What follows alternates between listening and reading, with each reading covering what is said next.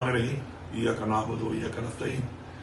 हमारे सूबे खैबर पख्तूनख्वा में मलाकंड रीजन में क्लाउड बर्स्ट की वजह से और इसके अलावा बहुत ज़्यादा बारिश होने की वजह से जो बहुत ही भयानक किस्म के सैलाबी रेले आए हैं और साथ साथ हज़ारा रीजन के अंदर लैंड स्लाइड्स हुई हैं।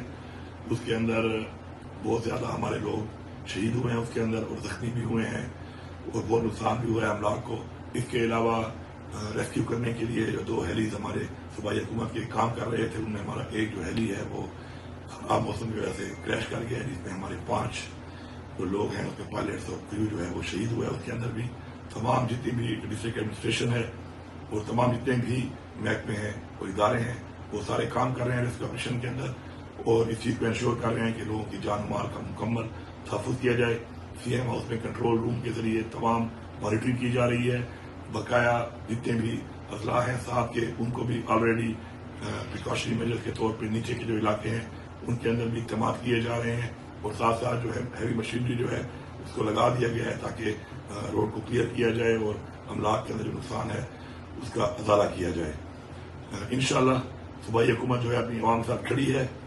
ये कुदरती आफत है, सब दुआ करें कि जल्द से जल्द ही कंट्रोल हो और साथ साथ जो भी नुकसान हुए हैं तो सूबाई हुकूमत जो है उनका मुकम्मल अजाला करेगी। हमारे पर फर्ज है।